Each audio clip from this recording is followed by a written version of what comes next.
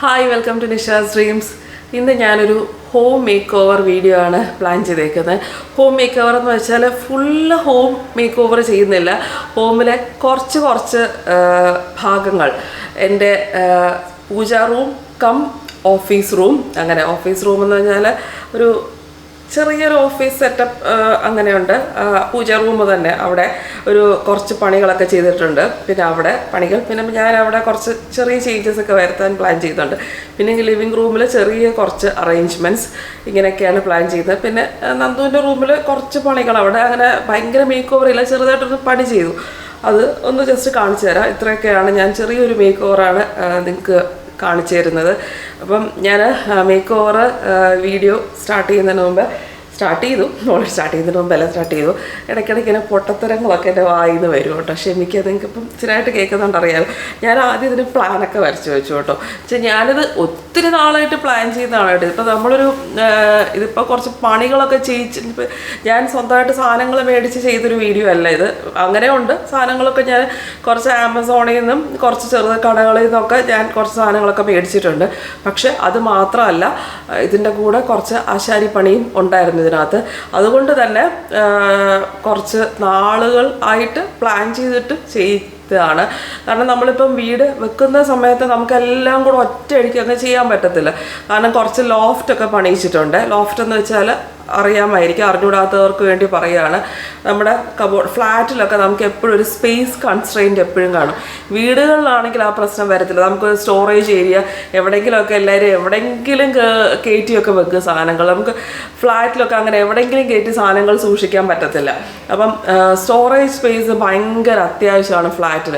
അപ്പം ഇനിയാണെങ്കിലും വീട് വെക്കുന്നവർ അത് ശ്രദ്ധിക്കുക. വീടോ ഫ്ലാറ്റോ ഒക്കെ പണിയിക്കുന്നവർ അത് ശ്രദ്ധിക്കുക.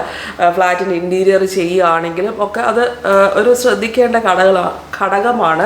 സ്റ്റോറേജ് സ്പേസ് നമുക്ക് എപ്പോഴും ഭയങ്കര ഇമ്പോർട്ടൻ്റ് ആണ്. അപ്പം ലോഫ്റ്റ് എപ്പോഴും നമ്മുടെ ഫ്ലാറ്റിൽ വേണ്ടിയൊരു സംഭവമാണ്. ലോഫ്റ്റ് എന്ന് വെച്ചാൽ അലമാരിയുടെ മുകളിൽ ഞാൻ കാണിക്കാം, റൂഫ് വരെ ഉള്ള ഒരു അറ്റാച്ച്മെൻറ്റിനാണ്, സ്റ്റോറേജ് ഏരിയയ്ക്കാണ് ലോഫ്റ്റ് എന്ന് പറയുന്നത്. അപ്പം ഞങ്ങളിവിടെ ഇൻറ്റീരിയർ ചെയ്യിച്ചപ്പോൾ ലോഫ്റ്റ് ചെയ്തായിരുന്നു. ഞങ്ങളുടെ മാസ്റ്റർ ബെഡ്റൂമിൽ മാത്രമാണ് അന്ന് ലോഫ്റ്റ് ചെയ്യിച്ചത്. അപ്പം നമുക്ക് ഫസ്റ്റ് ഇൻറ്റീരിയർ ചെയ്യുമ്പോൾ എല്ലാം കൂടെ ചെയ്യാമെന്ന് വെച്ചാൽ അന്ന് തന്നെ ഓൾമോസ്റ്റ് 25 lakh എല്ലാം കൂടെ ആയി. ഇൻറ്റീരിയർ എല്ലാം കൂടെ എന്നുവെച്ചാൽ എല്ലാം കൂടെ എന്ന് വെച്ചാൽ AC ഉൾപ്പെടെയാണ് ഞാൻ പറയുന്നത് കേട്ടോ. അപ്പം നമ്മുടെ ആ ഒറ്റ സമയത്ത് നമുക്ക് ബഡ്ജറ്റിനകത്ത് എല്ലാം കൂടെ എല്ലാം ഡി ലൈഫിനെ കൊണ്ടാണ് ചെയ്യിച്ചത്. AC അവരെ കൊണ്ടല്ല, AC വേറൊരു ഏജൻസിയെ കൊണ്ടാണ്. ബാക്കി എല്ലാം അവരാണ്, ഡി ലൈഫാണ് ഇവിടെ ഇൻറ്റീരിയർ ചെയ്തത്. അപ്പം നമുക്ക് എല്ലാം കൂടെ ഒറ്റ സമയത്ത് ചെയ്യുന്നൊരു പ്രാക്ടിക്കലായിട്ട് ഞങ്ങൾക്ക് ആ സമയത്ത് പറ്റിയില്ല. അപ്പം ഇൻറ്റീരിയർ ചെയ്യുമ്പം ഓരോ ഘട്ടമായിട്ടും ചെയ്യാം, അല്ലെങ്കിൽ നമുക്ക് പിന്നെ അത് ഓരോരുത്തരുടെ അവരവരുടെ സൗകര്യത്തിനാണല്ലോ എല്ലാവരും ചെയ്യുന്നത്. അവരവരുടെ ബഡ്ജറ്റ്, അവരവരുടെ പ്രിഫറൻസ് ഒക്കെ അനുസരിച്ചാണ് ചെയ്യുക. അപ്പം ഞാൻ അതുകൊണ്ട് നിങ്ങളോട് പറഞ്ഞതേ ഉള്ളൂ, ഇൻറ്റീരിയർ പ്ലാൻ ചെയ്യുന്നവർ എങ്ങനെയാണ് അവരുടെ സൗകര്യം, അവരുടെ ബഡ്ജറ്റ് ഒക്കെ അനുസരിച്ച് പ്ലാൻ ചെയ്യാൻ വേണ്ടി ജസ്റ്റ് പറഞ്ഞതേ ഉള്ളൂ. നമുക്കൊരു സ്റ്റോറേജ് സ്പേസ് ഫ്ലാറ്റിന് എപ്പോഴും അത്യാവശ്യമാണ്. വീടുകൾക്കും അത്യാവശ്യമാണ് കേട്ടോ. വീടിനും അപ്പം സ്പേസ് എപ്പോഴും ഫ്ലാറ്റുകൾ മാത്രമല്ല, വീടിനും സാധനങ്ങൾ സൂക്ഷിക്കാനായിട്ട് എപ്പോഴും വലിച്ചു വാരി ഇടുന്നത് ഒരിക്കലും ഒരു നല്ല കാര്യമല്ല. വീടാണെങ്കിലും കുറേ പേര് ഇങ്ങനെ കട്ടിലിനടിയിലോട്ട് ഇങ്ങനെ ഒതുക്കി വെക്കും, ഡോറിൻ്റെ പുറയിലോട്ട് കയറ്റി വെക്കും. അങ്ങനെ പല സ്ഥലത്തിങ്ങനെ കയറ്റി ഇങ്ങനെ കൂട്ടി വെക്കുന്ന നല്ലൊരു ശീലമല്ല. എപ്പോഴും എല്ലായിടത്തും അടുക്കി നീറ്റായിട്ട് വെക്കുന്നത് തന്നെയാണ് നല്ലൊരു പരിപാടി. അപ്പം ഇങ്ങനെ ഇതേപോലത്തെ സ്റ്റോറേജ് സ്പേസ് ഉണ്ടെങ്കിൽ നമുക്ക് നല്ലതാണ്. ഇഷ്ടം പോലെ ഏരിയ ഒക്കെ ഉണ്ട്, ഒരു 3000-4000 സ്ക്വയർ ഫീറ്റ് ഒക്കെ ഉള്ള സ്ഥലമാണെങ്കിൽ അതിൻ്റെ ആവശ്യം വരത്തില്ല. ഞാൻ ഉദ്ദേശിച്ച ചെറിയൊരു ഏരിയ ഒക്കെ ആണെങ്കിൽ ഇതേപോലെ ലോഫ്റ്റിൻ്റെ ആവശ്യം എപ്പോഴും വരും കേട്ടോ. അങ്ങനെയുള്ളവർക്ക് വേണ്ടിയാണ് ഞാൻ ഈ പറയുന്നത് ഇതേപോലെ ലോഫ്റ്റ് വേണം എന്നുള്ളത്. അല്ലാതെ വലിയ ഹ്യൂജ് ഫ്ലാറ്റൊക്കെ ആണെങ്കിൽ ലോഫ്റ്റ് ഇല്ലെങ്കിലും കുഴപ്പമൊന്നുമില്ല, ഇഷ്ടംപോലെ സ്റ്റോറേജ് സ്പേസ് അല്ലാതെ ഉണ്ടാവുമല്ലോ. അപ്പം ഞങ്ങളുടെ അങ്ങനെ ഒരു ഹ്യൂജ് ഫ്ലാറ്റ് അല്ല, അതുകൊണ്ടാണ്. അപ്പം അങ്ങനെ വലിയൊരു ഫ്ലാറ്റോ വീടോ അല്ലാത്തവർക്ക് എപ്പോഴും ലോഫ്റ്റ് മനസ്സിലുണ്ടാവണം. നിങ്ങൾ ഇൻറ്റീരിയർ ചെയ്യുമ്പം പ്ലാൻ ചെയ്യാൻ പറ്റിയില്ലെങ്കിൽ പിന്നെ അതിന് പ്രൊഫഷനൊന്നും ഇടേണ്ട കാര്യമില്ല, പിന്നെ നമുക്ക് ചെയ്യാവുന്നേ ഉള്ളൂ. ഇപ്പം നിങ്ങളുടെ ഇൻറ്റീരിയർ ചെയ്ത് കഴിഞ്ഞ് ഒരു 2-3 വർഷം കഴിഞ്ഞ് ചെയ്യാവുന്നതേ ഉള്ളൂ. ബഡ്ജറ്റ് അനുസരിച്ച് പിന്നെ പ്ലാൻ ചെയ്യാവുന്നേ ഉള്ളൂ. ഞങ്ങളിപ്പോൾ ഇവിടെ വന്നിട്ടിപ്പം 2021 ജാനുവരിയിലാണ് വന്നത്. ഇപ്പോഴാണ് ബാക്കി 2 റൂമിൽ ലോഫ്റ്റ് ചെയ്യുന്നത്. ലോഫ്റ്റ് പ്ലസ് വേറൊരു ഇതും കൂടെ ചെയ്തു. അപ്പം ഞാനത് കാണിച്ചു തരാം കേട്ടോ. അപ്പം ഞാൻ അതിനായിട്ട് ഒരു പ്ലാനൊക്കെ തയ്യാറാക്കിയിരുന്നു. ഞാനപ്പോൾ ഇൻറ്റീരിയർ ചെയ്തപ്പോഴും ഞാൻ പറഞ്ഞല്ലോ, എൻ്റെ മനസ്സിലെ ഐഡിയയിലാണ് ഇവിടെ ഇൻറ്റീരിയർ ചെയ്തത്. ഫുൾ ഇൻറ്റീരിയർ ഡിസൈനറായിട്ട് ആരും ഉണ്ടായിരുന്നില്ല. ഡി ലൈഫുകാർക്ക് ഞാൻ തന്നെയായിരുന്നു ഇവിടുത്തെ ഇൻറ്റീരിയർ ഡിസൈനർ. എന്നിട്ട് ഇൻറ്റീരിയർ ഡിസൈനർ ആയ ഞാൻ പറഞ്ഞു കൊടുത്തനുസരിച്ച് ഡി ലൈഫുകാർ ചെയ്തു. അങ്ങനെയാണ്. അപ്പോൾ ഇപ്പോഴും ഞാനൊരു പ്ലാൻ വരച്ചു കൊടുത്ത് ഇതിപ്പോൾ ഒരു ആശാരിയെ കൊണ്ട് ചെയ്യിക്കുമായിരുന്നു. ഡി ലൈഫുകാരല്ല ഇപ്പോഴത്തെ വർക്ക് ചെയ്തത് കേട്ടോ. ഇതിപ്പോൾ ആ സെയിം തന്നെ ചെയ്തു, പക്ഷെ കണ്ടാൽ വ്യത്യാസമൊന്നും തോന്നത്തില്ല. നേരത്തെ ചെയ്തതായിട്ട് ഒരു ഡിഫറൻസും ഫീൽ ചെയ്യത്തില്ല. അത് തന്നെയാണ് എല്ലാം ചെയ്തിരിക്കുന്നത്. ഇവിടെ ഞാൻ നന്ദുവിൻ്റെ ഈ ബുക്സൊക്കെ വെച്ചിരുന്നൊരു ലൈബ്രറി പോലൊരു സ്ഥലമാണിത്. അപ്പം ഇവിടുന്ന് മുകളിലോട്ടാണ് ലോഫ്റ്റ് പണിതേക്കുന്നത്. പിന്നെ ഇപ്പുറത്ത് ഒരു എക്സ്റ്റൻഷനായിട്ട് ഇവിടെ ഒരു ഏരിയ വെറുതെ കിടക്കുകയാണ്. ഈ സൈഡിലൊരു പൂജാ റൂം വരുന്നുണ്ട്, ഓപ്പോസിറ്റ് ഒരു ഫ്രണ്ടിലോട്ട് ഈസ്റ്റിലോട്ട് ഫേസ് ചെയ്യുന്നതായിട്ട്. അപ്പോൾ ഈ ഒരു സ്ഥലം ഒരു യൂട്ടിലൈസ് ചെയ്യാതെ വെറുതെ കിടക്കുമായിരുന്നു. അവിടെ ഞാനിങ്ങനെ കുറച്ച് മറ്റേ യോഗ മാറ്റും ഡമ്പലും കുറച്ച് സാധനമൊക്കെ വെറുതെ ഇങ്ങനെ ഇട്ടിരിക്കുമായിരുന്നു. അപ്പോൾ ഞാനിങ്ങനെ വീഡിയോ ഒക്കെ എടുക്കുമ്പം അതിങ്ങനെ എപ്പോഴും കാണാതിരിക്കാനും ഒക്കെ ഞാനിങ്ങനെ അത് വെറുതെ അവിടെ സാധനങ്ങൾ വെച്ച് വെക്കുമായിരുന്നു. അപ്പോൾ ഞാൻ വിചാരിച്ചു അവിടെ ഒരു സ്റ്റോറേജ് ഒരു ഏരിയ ഉണ്ടെങ്കിൽ സാധനങ്ങൾ എൻ്റെ ക്യാമറ, മറ്റേ ചെറിയ സ്റ്റാൻഡ്, ചെറിയ ട്രൈപ്പോഡൊക്കെ ഇങ്ങനെ വെറുതെ വഴിയിൽ ചിലപ്പോൾ അതിങ്ങനെ ഡൈനിങ് ടേബിളൊക്കെ കിടക്കും. സ്ഥലമില്ലാതെ അതിങ്ങനെ വെറുതെ കിടക്കും. അപ്പോൾ ഞാൻ വിചാരിച്ചു ഇവിടെ ഒരു ഷെൽഫൊക്കെ ഉണ്ടെങ്കിൽ കുറേ സാധനങ്ങൾ അവിടെ വെക്കാമല്ലോ എന്ന് വിചാരിച്ചിട്ട് ഇവിടെ ഒരു ഷെൽഫ് ഇങ്ങനെ മുകളിലോട്ട് വെച്ചു. അപ്പം അങ്ങനെ ഒരു പ്ലാനാണ് ഇത്. അപ്പോൾ ഇതായിരുന്നു ഞാൻ ആദ്യം ഉണ്ടാക്കിയ ഒരു പ്ലാൻ. ഇവിടെ പണി തുടങ്ങുന്നതിന് മുമ്പ് ഈ റൂം ഇരിക്കുന്നത് ഇങ്ങനെ ഈ രൂപത്തിലാണ്. അപ്പം നിങ്ങൾ വീഡിയോസിലൊക്കെ കണ്ടിട്ടുണ്ടാവും എൻ്റെ പൂജാ റൂം ഓഫീസ് റൂം ഇങ്ങനെയാണ്. ഈ കോർണറിൽ ഞാൻ ഇതാണ് ഉദ്ദേശിച്ച ക്യാരം ബോർഡ് ഇരിക്കുന്ന വശം അവിടെ ഒരു ഷെൽഫ് വരണം. പിന്നെ ഈ ലൈബ്രറി ട്രോഫിയൊക്കെ ഇരിക്കുന്നില്ലേ അതിൻ്റെ മുകളിലായിട്ടും ഒരു ലോഫ്റ്റ്, അങ്ങനെയൊക്കെയാണ് ഉദ്ദേശിച്ചിരിക്കുന്നത്. അപ്പോൾ ലോഫ്റ്റ് വരുമ്പോൾ തന്നെ നമുക്ക് നല്ലൊരു സ്റ്റോറേജ് സ്പേസ് കിട്ടുമല്ലോ. അപ്പം ഇത് ഞാൻ കുറേ നാളായിട്ട് പ്ലാൻ ചെയ്തതാണ്. അപ്പം ആശാരി വന്ന് അളവും മെഷർമെൻറ്റും ഒക്കെ എടുത്തുകൊണ്ട് പോയി. പിന്നെ പുള്ളിക്ക് എക്സാക്റ്റ് ഈ ബ്രൗൺ, ഈ വാൽനട്ട് ബ്രൗൺ എന്ന് പറഞ്ഞൊരു കളറാണ്. ഈ കളർ കിട്ടാനായിട്ട് കുറച്ച് സമയം എടുത്തു. അപ്പോൾ കളർ കിട്ടി. ഒരു ദിവസം രാവിലെ തൊട്ട് വൈകുന്നേരം വരെയുള്ള പണിയായിരുന്നു. 2 പേര് വന്നിട്ടാണ് ഇത് ഫുൾ പണിതത്. ഇവിടെയും ഞാൻ പറഞ്ഞല്ലോ നന്ദുവിൻ്റെ റൂമിലും ലോഫ്റ്റ് അങ്ങനെയായിരുന്നു പണിയുണ്ടായിരുന്നത്.